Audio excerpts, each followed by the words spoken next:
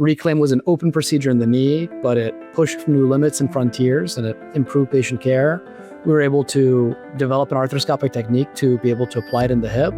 Then now arthroscopic reclaim can start circling back to the knee. And then now we start saying, well, what else? How else can we improve knee patients, hip patients, big toe patients? The fact that we get to challenge each other and show each other our challenges really makes us into a better and a more cohesive whole. And I think in the end, all you want to do is treat our patients better and the patient ultimately benefits. A sore joint hurts. Most of us know the feeling. Sometimes it's wear and tear, and other times an injury.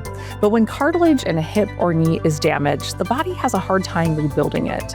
And for many active people, that can mean pain, lost mobility, and tough choices for what comes next. Now researchers at Mayo Clinic are working on a different kind of repair. It recycles a patient's own cartilage cells, combines them with donor medicinal signaling cells, and delivers that mixture back into a joint in a single procedure. The approach is called Reclaim. It points to a future where cartilage repair may become less invasive, more precise, and more practical to deliver. That's what we're talking about on this episode of Tomorrow's Cure from Mayo Clinic, a podcast that brings the future of medicine to the present.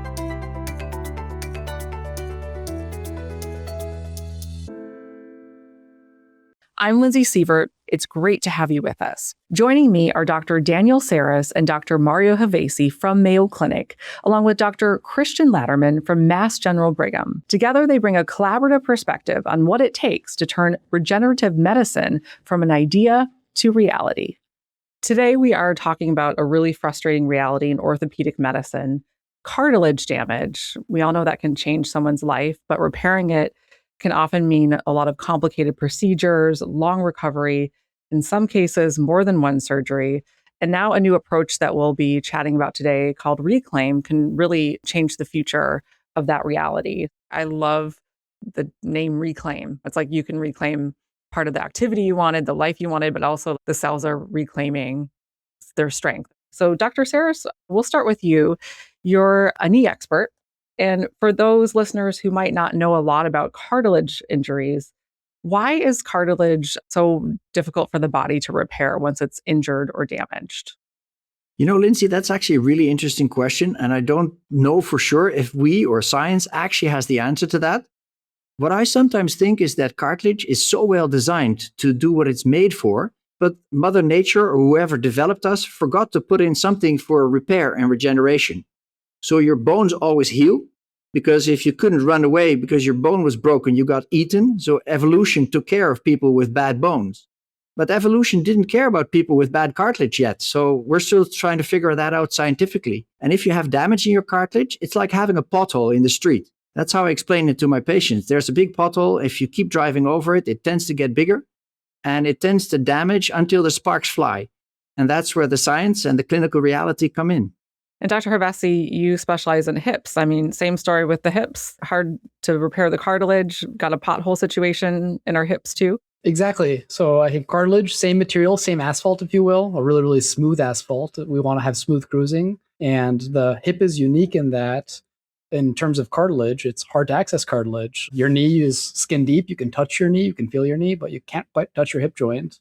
And so many people have deep groin pain. They have pain with walking, but unfortunately, without some type of intervention, cartilage does not heal itself. And that's where we come in as orthopedic surgeons. Now with Reclaim, we can feel that we're providing the standard of care surgery, that hip arthroscopy, that labral repair that we've always provided. But finally, we can address that missing piece and address that articular cartilage or that cartilage defect that we used to not be able to do much with.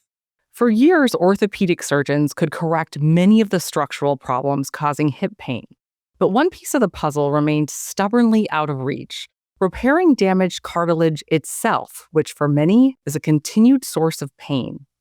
Can you talk through the patient experience of the ones that you've worked with so far? What exactly happens? You know, are they put under? Is it a simple outpatient procedure? Talk about how it works, and then how does that compare to the standard treatments available? So Reclaim, I would think of as an augmentation or as a value add to how we are addressing other underlying issues. In the hip, these patients usually have a reason of why they develop their cartilage damage. They have an aspherical ball. The ball looks more like an egg rather than a sphere. they have a pincer, their socket is too deep. And so those are things that we've historically surgically addressed, although that's relatively new of repairing labrums and doing modern hip arthroscopy really took off in the past 5-10 years. But historically, we then looked at the cartilage defects, we documented them, we might have debrided them or just smoothed them. And then from my perspective, from a hip population, I would highlight that these patients are getting hip arthroscopies to treat their other reasons why they might have had their cartilage damage. And reclaim does not slow down their recovery. And to Daniel's point, I do think that experiencing these patients in the clinic, they tend to look clinically better and to be ahead of the curve. But our usual hip arthroscopy patients are on crutches for 4 to 6 weeks to help actually protect the other repairs that we do. And reclaim does not slow that down. And these patients are on a similar timeline in terms of the formal restrictions that we give those patients. Reclaim isn't designed to replace everything orthopedic surgeons already do. Instead, it becomes part of a larger strategy to restore the entire joint. Surgeons often correct other problems at the same time, creating the best possible environment for healing, which expands the power of reclaim. I think one thing that is important, though, and that needs to be understood, and not all of these patients are just having reclaim. They often have additional procedures that are done at the same time, particularly around the knee. We often change the axial alignment. That means you add additional surgeries to change how the knee is loaded. These are called osteotomies. Or you do other things like, for example, you have to replace a meniscus that is missing, because otherwise another part in the joint is missing and is not around and will not allow reclaim, as good as it may be, to fully do its job.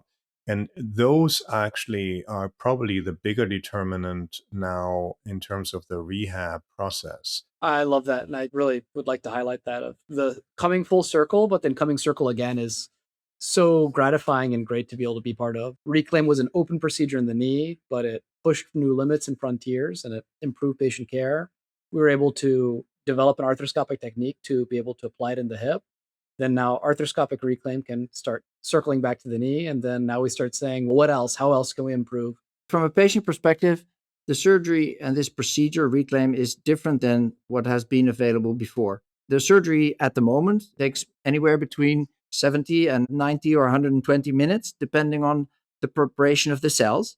And hopefully, as we spoke about before, this can be accelerated because we're creating a situation where a black box technically can do the stuff that now has to be done by hand in a lab. And that would mean it would be a much simpler procedure. What we've seen in the data is that because it's a single surgery and because it's arthroscopic, and probably because the MSCs improve the inflammatory environment in the joint, these patients seem to recover quicker by a few months compared to the traditional patient population that have these surgeries. And by a few months, I can say maybe 4 to 6 months of overall recovery for return to performance is what we've been seeing now. And traditionally, I wouldn't venture out to say to a patient that they'd be back on the field or back in their full activities before 9 to 12 months. So that makes a big difference in this patient population. Dr. Lattermann, you specialize in sports medicine at Harvard. What's the bigger picture here? Dr. Saris talked about the knees. Dr. Hevesi talked about the hips. Articular cartilage is part of a system inside the knee, and the knee really functions much more as a combined system between multiple different tissues. And this is why just simply filling the pothole is okay, but that doesn't solve the issue completely. And this is, I think, where we are. We have lots of technology right now that allows us to fill potholes, but we have very, very few, basically no technology that allows us to actually modify whatever we are implanting there to improve the overall situation inside the joint. Because let's face it, before a knee joint becomes symptomatic from a cartilage injury, there's other things that happen beforehand, and they often have to do with gradual loss of the cartilage architecture, not only in the pothole, but also in the surrounding areas. And that means cell death. And this is, I think, where some of the invention and the ingenuity of the Reclaim product comes in, because you are actually repurposing, so to speak, chondrocytes that are sitting inside that joint, and you are resetting the stage biologically. And I think this is extraordinarily unique, and it may also be the key to why this could work in the hip. because in the hip, you don't have large potholes. The hip cartilage is really thin. So to set the stage to understand the innovation of Reclaim, it's important to know that our own cartilage provides the building blocks. But receiving recycled cartilage cells alone aren't enough. They also need the biological signals that tell them how to grow and heal. That's where donor stem cells, known as MSCs, come in. Dr. Saris, I would love if you could tell us how all of your expertise, your worlds, your specialties have converged. So I'm wondering if you could tell us, what is Reclaim? Yeah, thank you for asking, and thanks for giving the opportunity to spread the word and talk to people about it. It is the idea of recycling chondrocytes and cartilage cells. Like Dr. Lattermann just said, these cartilage cells are from that joint. That's where they live and that's where they functioned until they didn't function that well anymore and the tissue was lost. So what Reclaim does, it recycles the cartilage from the defect. You don't have enough cells, and the cells don't have the right signals to grow cartilage and make the cartilage function properly. So then we came up with the idea of using allogeneic donor cells. So for all intents and purposes, we can call them stem cells or we can call them MSCs. And we said, well, we need signals from those MSCs to provide the chondrocytes with growth potential, but also to clean the tank in the joint to make sure that the joint homeostasis, the environment in the joint, is more conducive for cells to feel happy there. And that's why the combination of the recycled chondrocytes from the patient themselves with the MSCs from the donor bank, the allogeneic MSCs, together form this process that we call Reclaim. And all of that can be done in a single procedure nowadays, which is a big step forward because in the past, patients for this indication used to have 2 surgeries. The cells went to a laboratory, or it was a transplant with tissue from a donor. And all of these solutions have good clinical outcomes, but they all have drawbacks. And we're trying to make it better from a patient perspective and make it better from a scientific progression standpoint as well. So Dr. Saris, I just want to make sure that I'm understanding this right. So you take the patient's own cartilage cells, they're mixed with these donor signaling cells, kind of mixed together and then delivered back into the patient. I'm simplifying it, but... No, that's exactly what it is. You're spot on, Lindsey. And you know what the interesting thing is? When you take the cartilage, we take the cartilage from the rim of the defect that has to be cleaned anyway. So we clean up the defect so you have a nice sharp environment that's hopefully going to be a nice environment for this cartilage to fill the defect, so to speak. And then we chop it up in little pieces so that there's a larger surface area to work with.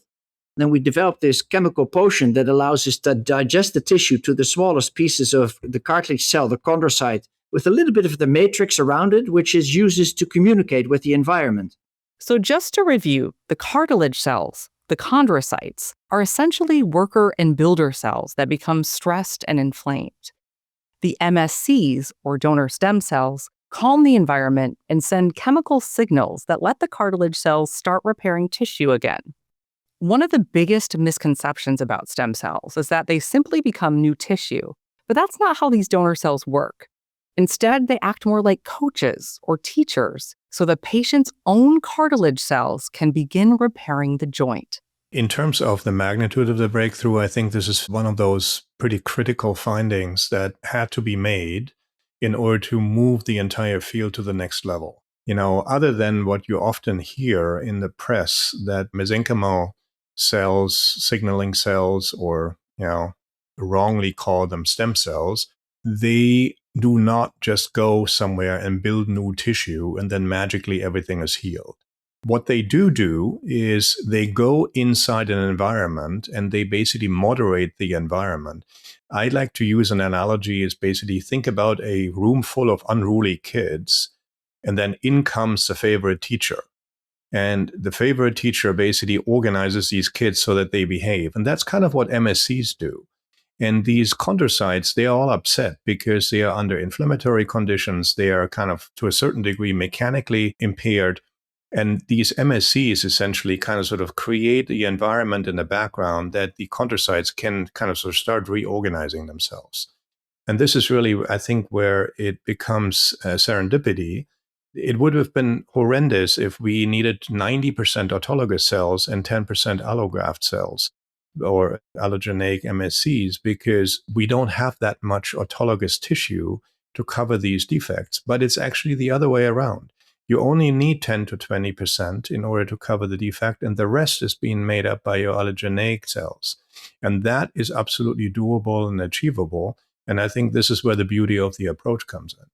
I love your favorite teacher analogy because it really helps illuminate what feels complicated to someone like me who doesn't work in medicine. But essentially, that favorite teacher or the signaling donor cells remind the other cells that are damaged sort of how to behave, right? Or how to repair, like the calm down, reorganize. Yeah, they basically give them guidelines, so to speak. Dr. Hevesi, how does this all relate in the hip as well? So I think the hip is a special place that we can apply the innovation that came from Daniel's work, in that historically the hip has been hard to access. The hip is deep. It required a surgical hip dislocation, and that's very invasive for patients. Hip arthroscopy or keyhole surgery or minimally invasive surgery with long instruments through small little poke holes has really taken off. And that has allowed us to address a lot of the causes for unruly children or chondrocytes in the hip. So femoral acetabular impingement, FAI, that's the ball not being quite a ball, but being more egg-shaped, can really lead to some damage on the socket side. That's something that we can address, but in the end, we still need that teacher to come in and make those cartilage cells grow and repair. And the fact that Reclaim is something that's injectable has really, really changed the game, because suddenly you could use long needles and you can create a healing environment. You can fix a torn labrum. You can make a hip perfectly spherical. But now, having solved all the reasons why you had early wear and tear arthritis, you can then address the cartilage itself and you can inject it, because you can inject something that's deep down inside, whereas you might not be able to use some other type of cartilage implant that's larger, blockier. You just can't get deep down in a minimally invasive manner. And is this a treatment, whether it's in the hip or the knee, that's utilized when you're kind of sore and uncomfortable before you head towards like a full joint replacement, or is it used in tandem? We're all sports docs and everybody has their own special joint, but we all try to intervene with these before they become fully arthritic. So these are solutions, these cell-based technologies are joint preservation solutions. So trying to have patients have their own joint with their own joint function for as long as we can, until we need to convert to a total knee or a total hip replacement, which is still a very good solution for the right patient at the right time. But if you're 22 and you have an ACL tear and you blow out a piece of cartilage, then this would be a solution to fix the joint so you can function with your own joint for 5, 10, 20, maybe longer years. And that's one of the things that motivates all three of us and the whole field. It's a team effort, just like we do team sports. The team clinical and the team science together make these innovations better. And instead of becoming a solution for a pothole, it's become much more of a platform technology for tissue repair. And it doesn't just work in the knee, and it works in the hip. We also have some indications to consider it maybe for the rotator cuff in the shoulder, or for the meniscus, which is also a shock-absorbing tissue, or for the intervertebral disc in your spine. So now the science progresses us to other applications, which are still under development. But like I said, it's a team sport in favor of the patient's benefit. Team sport, Dr. Lattermann, Dr. Saris mentioned your lab and the research that you were doing. So how are you taking Dr. Saris's innovation with Reclaim and applying it with your own research? I look specifically into inflammation and how inflammation resolves in an arthritic or early arthritic joint. And this is often driven by an initial injury and then a progressive loss of articular cartilage. And so I look more into clinically relevant solutions to reduce the overall inflammatory components. Where it becomes really interesting and where it really connects very directly is that you need factors to drive this inflammation resolution. And MSCs are known that they have the ability to send the appropriate signals for that. Traditionally, we have tried to do articular cartilage repair procedures with membranes, with plugs in the hip, and they pretty much all failed because you typically need to do what's called a surgical hip dislocation. So you basically have to dislocate the entire hip, and then you try to address that just like we have learned it in the knee, or sometimes to a certain degree we do that in the ankle. But it just doesn't work that way because the hip joint and particularly the underlying bone in the hip is constructed completely differently. And therefore, the work that has to be done on the actual surface has to be different. And it cannot just basically fill a pothole. It has to have biological power. And I think this is where Reclaim has a significant advantage over anything else that I currently see out in the literature or in our clinical practice.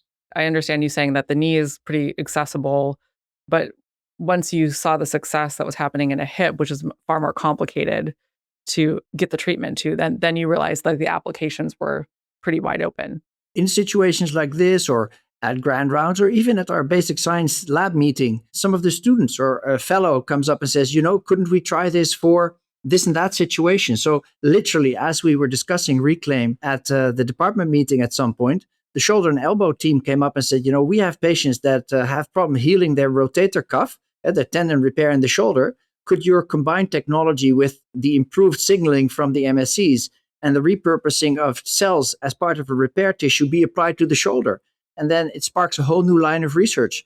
I think, Lindsey, one of the things here which is very clear is that the technology is really more of a platform. And the true innovation here is not that you use chondrocytes to repair articular cartilage. The true innovation is that you use autologous cells, mix them with allogeneic mesenchymal cells. And that is a very powerful concept, and that is a powerful platform that is probably extendable into other areas.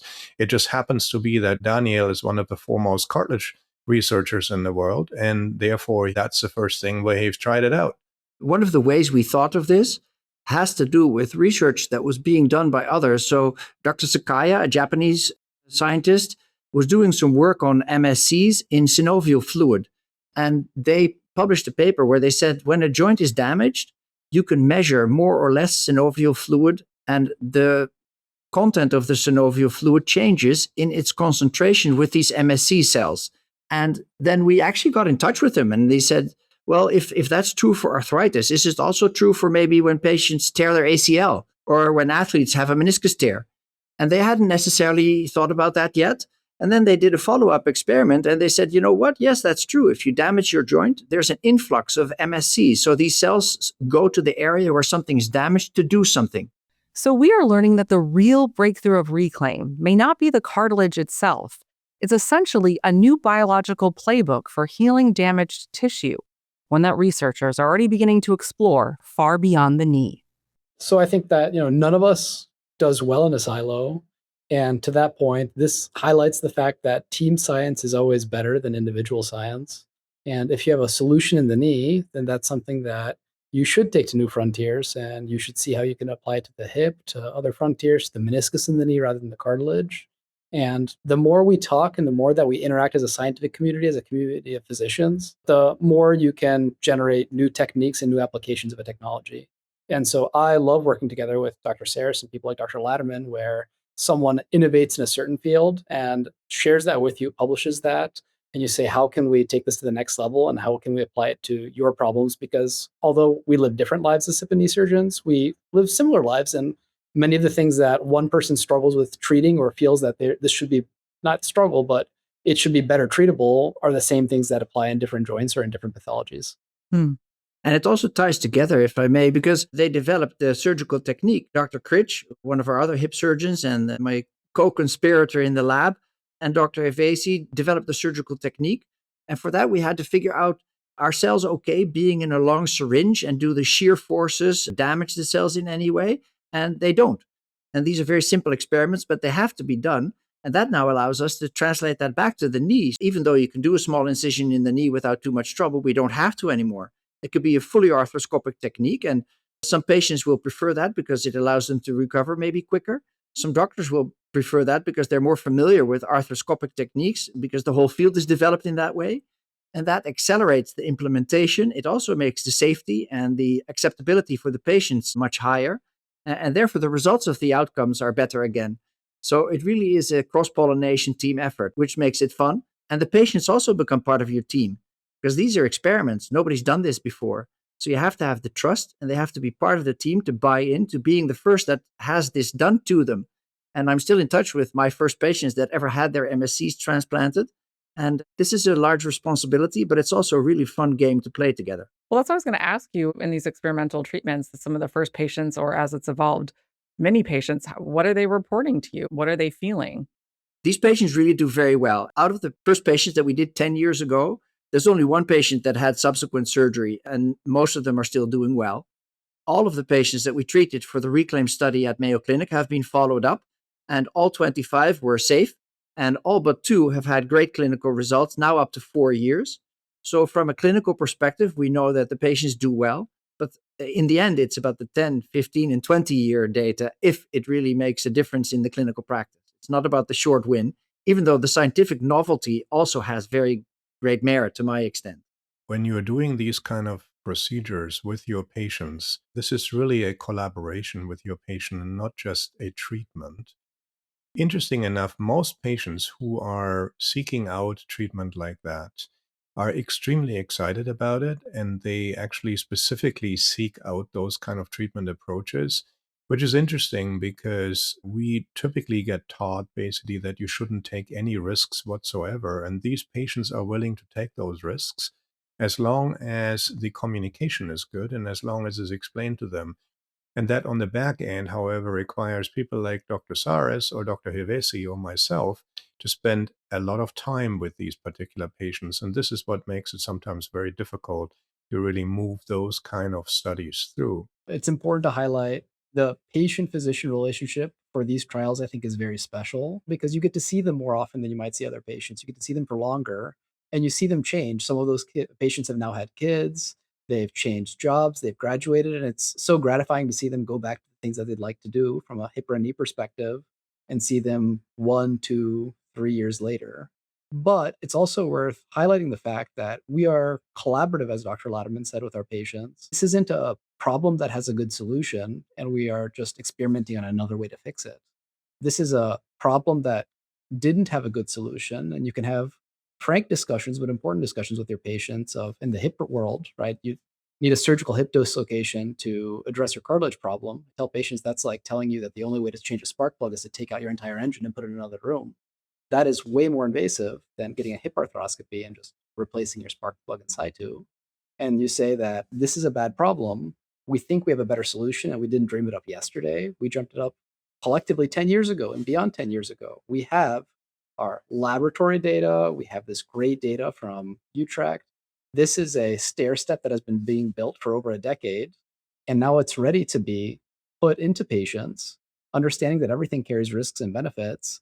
But this is something that has been pre-contemplated on and tested at every step of the way. And we think it's ready for you in a setting where there's no other good alternative, or we think that this is the best alternative, and that's why we'd like to try it. And Christian, I have a question for you. Do you think we'll ever be able to understand the phases of inflammation and the profiling of patients to be able to say which patient can be most well-timed for this sort of therapy at what point in their disease or their damage? To tell you the truth, maybe 5 years ago, I would have told you I'm not sure that we will ever be able to do that because the individual steps sifting through all kind of different data sources and everything really were not available. Now, AI is really changing that picture, right? The power of AI is incredible as long as it is being utilized meaningfully. And I think the most important thing here is that we are creating good databases that can be looked at. And I think that is also starting to come together. There's more and more startup companies that are specifically looking into proteomics, into DNA SNPs, into epigenetics. These are all kind of terms that are influencing how our cells basically run their day-to-day business, so to speak, under different conditions. And that data exists, and AI is able to pick up patterns here that we manually cannot really pick up. This is just beyond our vision. Could you give an example of that, of how AI might interface with Dr. Saris's Reclaim treatment? Yeah, so if you were to take his Reclaim technology, for example, you can take little samples of that and you could analyze those cells very carefully. You could do single cell RNA analyses on it. You can do biomarker analyses on it, and you can correlate that with the clinical outcomes. You can correlate that with all kind of other genetic markers of the patients themselves, age, epidemiological data, etc. You throw all this together into an appropriately designed AI. And what it will do, it will basically sift through all this data and make all these correlations and does regression analyses, etc. Stuff that if you do this manually will take you hours to do. It does that in seconds and will say, okay, there's a correlation here that's interesting. These correlations down here don't really show anything interesting. And it will basically direct you much quicker towards where you have to look. Our scientific team was smart enough to warn us to save samples from every patient. So from every patient that was treated, both in Europe and at Mayo Clinic, we have samples of the original chondrons, we have samples of the MSCs, we have samples of their synovial fluid, and now we have samples of their Apple Watch or their Fitbit or their Whoop or whatever device on how they're functionally doing, how active they are. We have imaging data. So once we have all of that in a well-designed AI agent, we can maybe come up with some of those interesting answers for my patients with knees and for Dr. Hevesi's patients with hip problems. So, another 10 years out, if you clear all the hurdles that you'd like to clear and all goes as you wished or worked hard for, where would you like to be? Where do you see this? I'm going to say 3 to 5 years, Lindsey. We're not going Okay. to go that far. Come, we need to accelerate this. So what we're working on now at the moment, with help of the Genesis initiative and support by some of the wonderful possibilities that Mayo Clinic develops to develop the tools that this can be done in any hospital.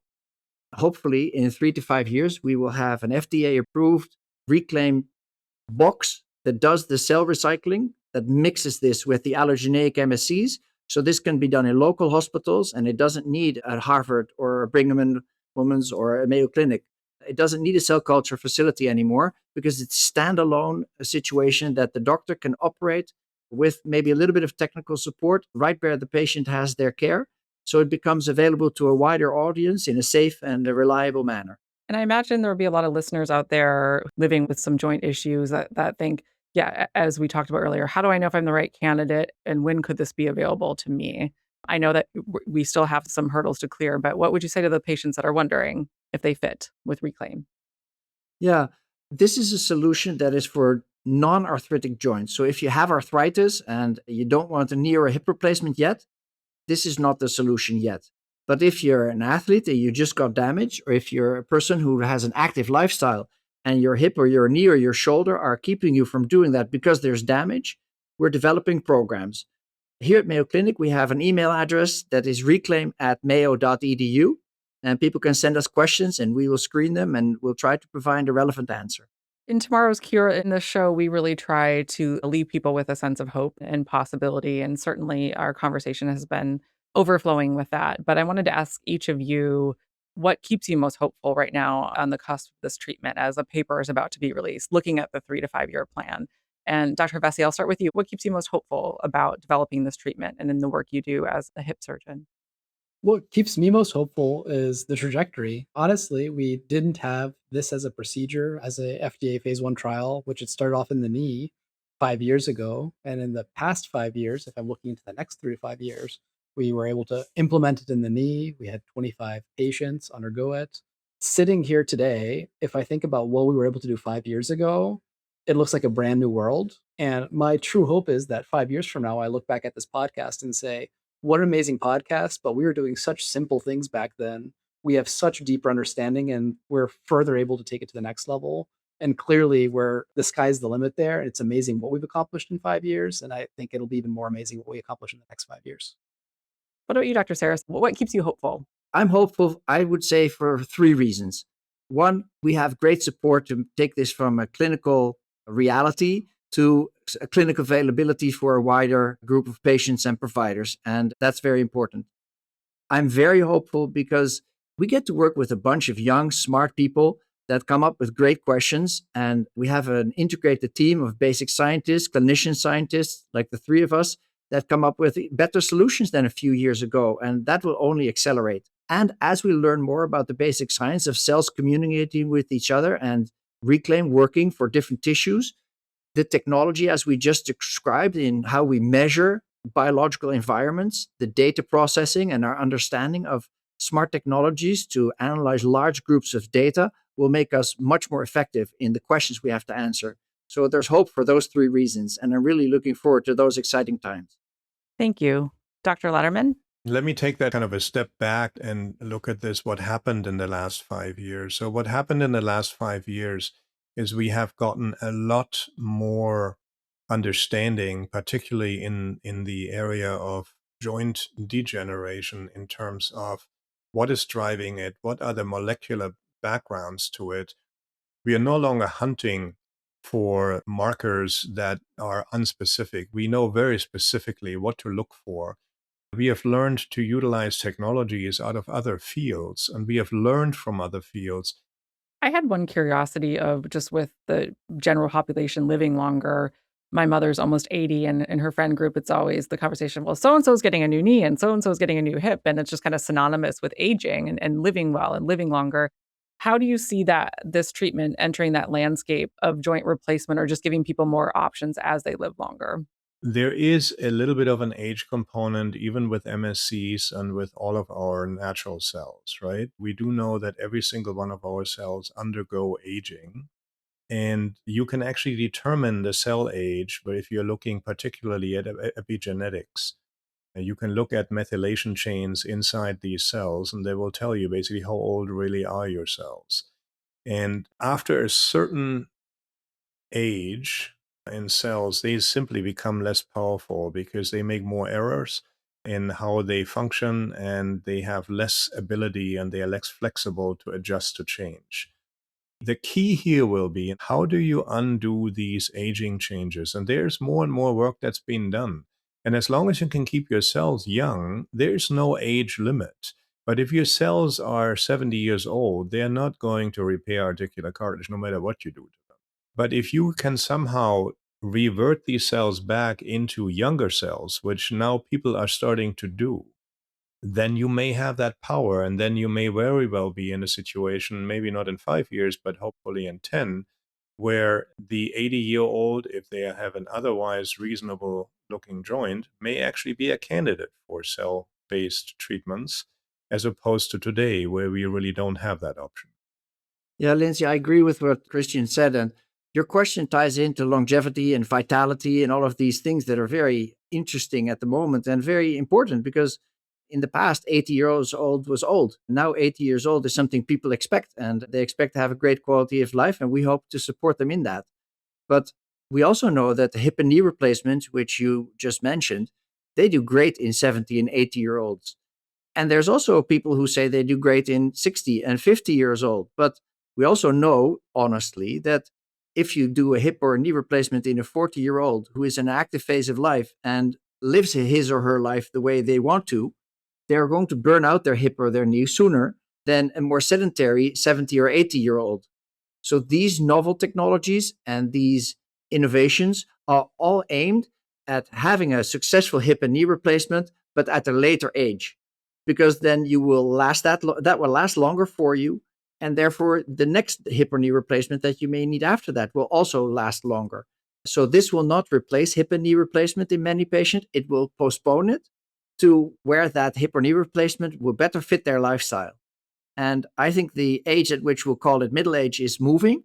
And these are therapies for young and young middle-aged patients. They're not therapies for arthritis yet. But as we improve our understanding of cellular biology and of aging and of vitality and longevity, we may be able to move that parameter to an older age with better quality of life. I think that we're uniquely situated in the sense that we represent people that do knee and hip sports procedures, but also replacement procedures, and understand that there's a population for both. That being said, I think that there's 2 points to drive home. I think that even my young patients, but also my 70 and 80-year-old patients that get a hip replacement are very happy. But I need to come to terms with the fact, as of the patient, that the day that hip replacement is the best is the day that it goes in. And to that point, there's a secondary aspect of this, is that with Reclaim, we have gained a deeper understanding of how cartilage can heal itself, how it can be orchestrated to heal itself with stem cells. And I think while Reclaim is something that I like to celebrate as something where we have pushed new frontiers and improved patient care, probably the more impactful aspect of Reclaim is not Reclaim itself, but the insights into cartilage and healing and biology and crosstalk that can unlock then where we're going to end up in 5 years and 10 years. And that's really that story that we want to continue to be able to be a part of and an active participant in terms of how can we further things to Reclaim 2.0 or whatever great an acronym we come up with then, in terms of how we can better preserve the joint and maybe one day reverse those signs of aging and epigenetics that Dr. Lattermann just talked about. As you said earlier, a value add. It's a both and.